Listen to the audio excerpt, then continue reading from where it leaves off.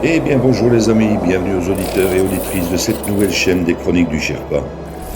Comme vous allez le comprendre ici, nous allons faire non pas un retour vers le futur, mais bien un retour vers le passé, telle la machine du projet Looking Glass, afin de reprendre les événements en 2020 pour remonter l'actualité vers 2025. Je vous invite à me suivre au travers de mes très nombreuses analyses de situation qui ont rythmé ces dernières années au gré d'une multitude de sujets clivants concernant le plan divin et christique de l'Alliance et de la communication militaire Q.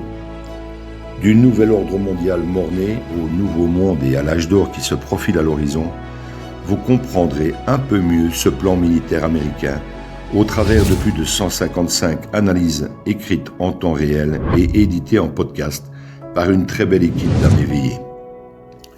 Pensez à vous abonner à la chaîne et cliquez sur le pouce si vous en appréciez le travail. Merci à toute l'équipe Z qui œuvre sans compter ses heures pour offrir ces infos à l'humanité. Bonne écoute à tous et à toutes.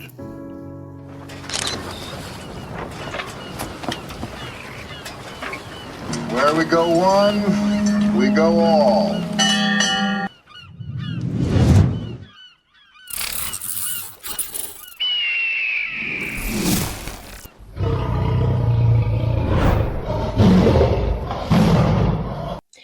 Analyse du 2 novembre 2022 par Thierry Pirlot, Sherpa One. Les 3 audiences face à la compréhension des chemtrails et des événements actuels. Ce podcast contient des liens vidéo et quelques articles pour une meilleure compréhension des morgelons et les chemtrails. Cette vidéo fait suite à d'autres sur les éventuelles conséquences des épandages chimiques appelés chemtrails, de chemical trails ou queues chimiques ou traînées chimiques des avions de ligne qui à certains endroits de la planète provoqueraient un phénomène appelé morgelon.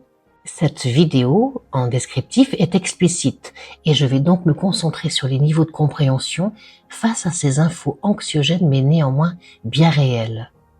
D'après mes dernières infos, à cette heure, les chemtrails ne seraient plus négatifs ou toxiques et ce depuis janvier 2022. Ils seraient désormais sous le contrôle de l'Alliance ou du moins dans les pays sous son contrôle.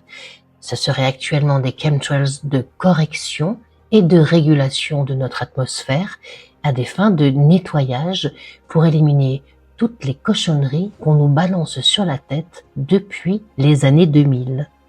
Cela expliquerait du coup les nombreuses périodes d'accalmie et de beau ciel bleu observées cet été avec des formations nuageuses bien réelles, contrairement aux étés 2020-2021 plutôt catastrophiques sous un ciel quasi permanent de nébuleuses voilées. Bien sûr, on n'a aucune preuve de ces changements intervenus au niveau des chemtrails puisqu'il s'agit d'opérations militaires coordonnées à l'échelle planétaire. Toutefois, nous pouvons tenter de le comprendre à travers l'analyse de 3 audiences.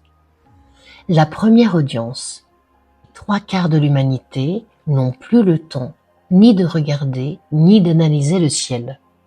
Ils sont convaincus que ce sont en réalité des contrails, traînées de condensation normales, lol, et que toutes les infos qui circulent sur la question ne sont que du complotisme aggravé. On a beau leur servir toutes les preuves sur un plateau, documents déclassifiés de 1950 à 2000, révélation du département d'État US de moins de 4 ans, preuves scientifiques mais rien n'y fait. Nous sommes entourés de sourds qui ne veulent pas entendre et d'aveugles qui ne veulent pas voir. Ils sont enfermés dans leur petit univers matriciel, conformiste et matérialiste, et dominés par la peur inconsciente qu'ils ne s'effondrent. Ce qu'ils feront de toute façon tôt ou tard, c'est garanti. Que ce soit pour les chemtrails ou pour tout le reste, la chute n'en sera que plus lourde et douloureuse pour cette première audience, bien heureuse de continuer sur son chemin, sa dissonance cognitive n'ayant d'égal que son ignorance crasse. La deuxième audience, soit 1/4 de l'humanité, surtout occidentale.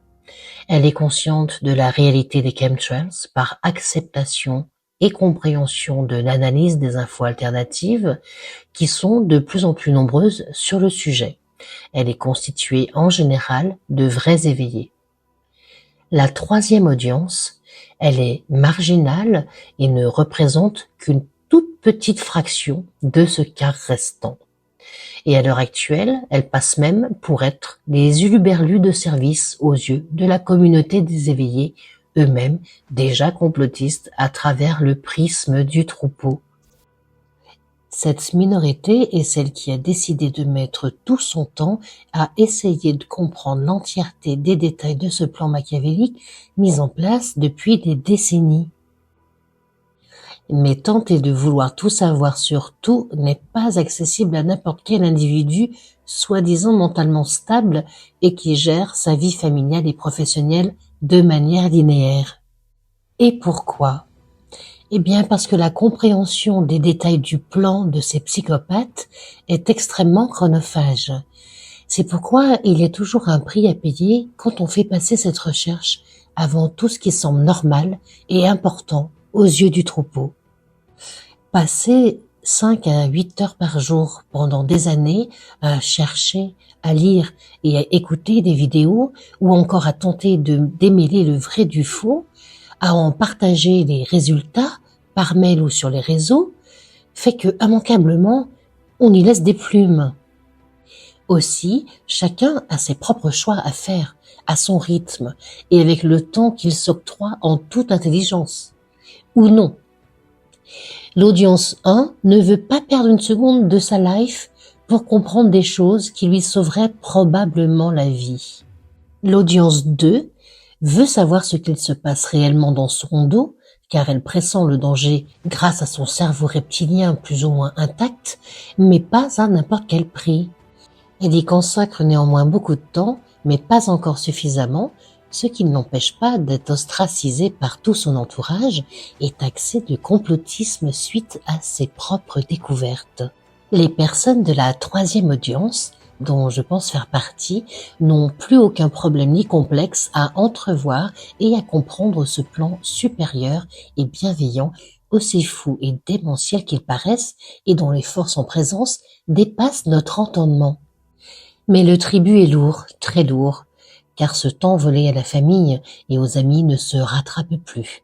Ça génère de gros dégâts collatéraux, psychologiques chez les plus fragiles et parfois familiaux, jusqu'à consumer le couple, lequel ne peut plus survivre faute d'adéquation commune. Pour ce qui est des amis, n'en parlons pas. Les bergers et les contrôleurs le savent, et leur priorité est de nous diviser et d'occuper au maximum le troupeau. Même s'ils sont conscients que des brebis galeuses ne goberont pas le narratif quoi qu'il en coûte.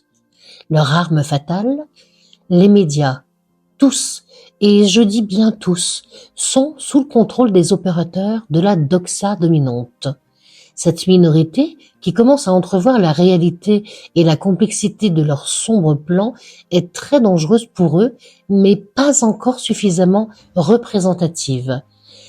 C'est dans tous les cas ce qu'ils croyaient, et là fut leur pire erreur stratégique. En effet, fin 2017 a eu lieu l'enclenchement de l'opération des révélations via des organismes de renseignement tels que Q et de ses 4958 drops, Majestic 12 qui diffuse des infos depuis bien plus longtemps, ou autrement, ou encore via au moins 5 autres Intelcom moins connus mais tout aussi efficaces. Ces organismes ont réussi à inverser le narratif en créant une résistance de patriotes non seulement américaine mais mondiale.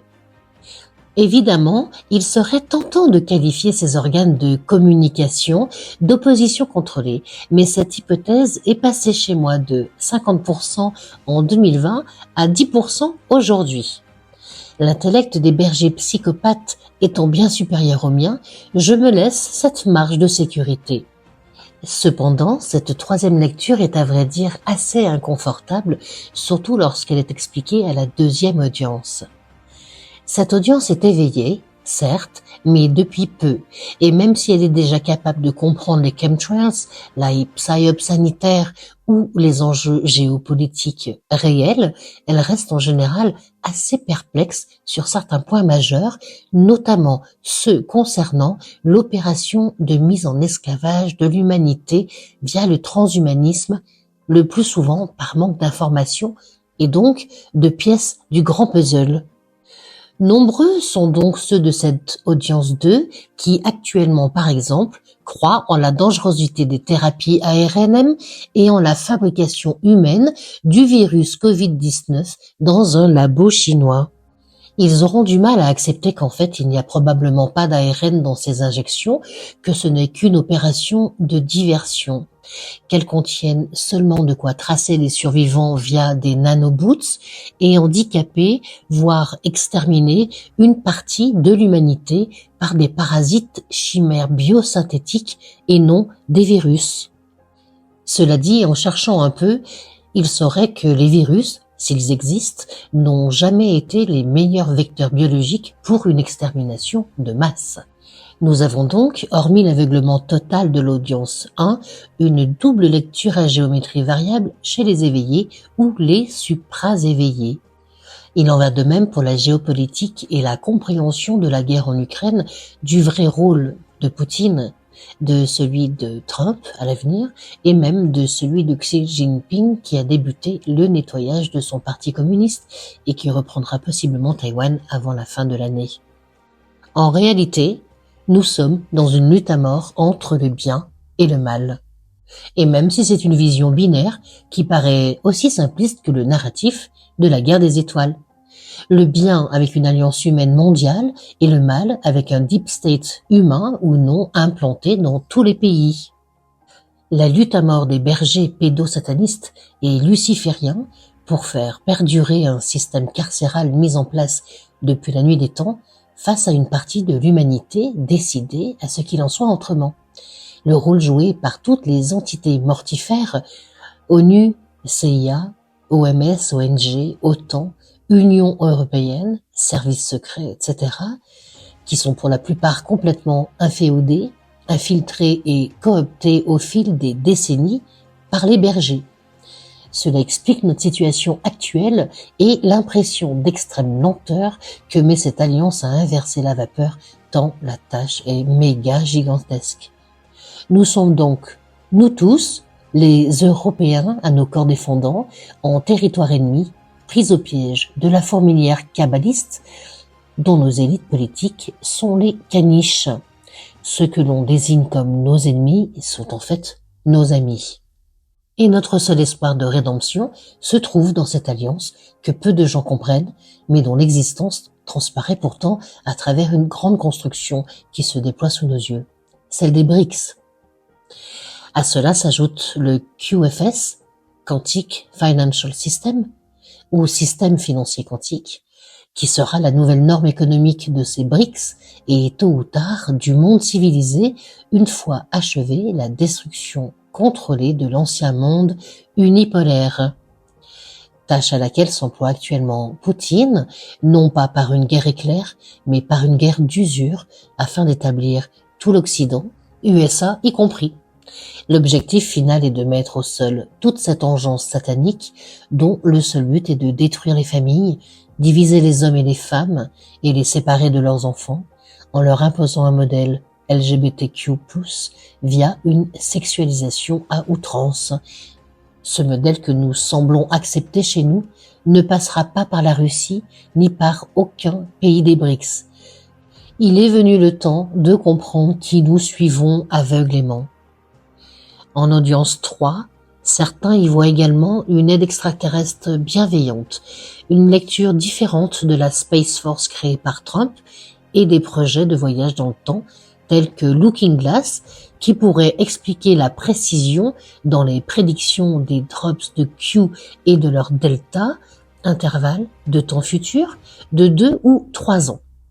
Je suis intimement convaincu que plus c'est gros et plus cela passe, et que même si la compréhension et le ressenti de chacun est fort différent par rapport à la réalité des événements, Nous vivons la période la plus étrange, la plus fascinante et la plus énorme en termes de complexité et de remodélisation complète de notre monde afin qu'il accède à sa propre étape d'évolution. Cependant, ce changement de réalité ne peut se faire que par l'humain et sa prise de conscience dans ce nouveau monde passera par le grand réveil, The Great Awakening, dont l'importance est capitale pour y accéder en nombre. La fin de l'histoire ne sera donc pas une mise à sac de l'humanité par les mondialistes, avec transhumanisation complète de tous les humains et esclavage généralisé 2.0 généré par IA, même si cela en prend tous les airs et tous les chemins. Nous ne sommes plus dans la première temporalité annoncée depuis des siècles par les Nostradamus ou autres visionnaires de la Bible, ni dans les prévisions d'un Nathalie qui prenait un malin plaisir à nous exposer son plan mort-né dicté par ses maîtres de la Kabbale. La fin est belle et rien ne pourra changer la deuxième ligne temporelle qui, à l'instant T, a déjà été empruntée. Nous vivons donc une fiction, un grand film dont tout le scénario est sous contrôle, dont le seul but est de finir de nous éveiller en nous montrant ce à quoi on aurait eu droit sans l'intervention d'une alliance terrestre, extraterrestre peut-être, et pourquoi pas divine. Nous avançons de façon inéluctable vers un âge d'or, toutefois il nous faut encore le mériter. Alors, hold the lines, gardons nos lignes et ayons foi dans le plan. Sherpa One.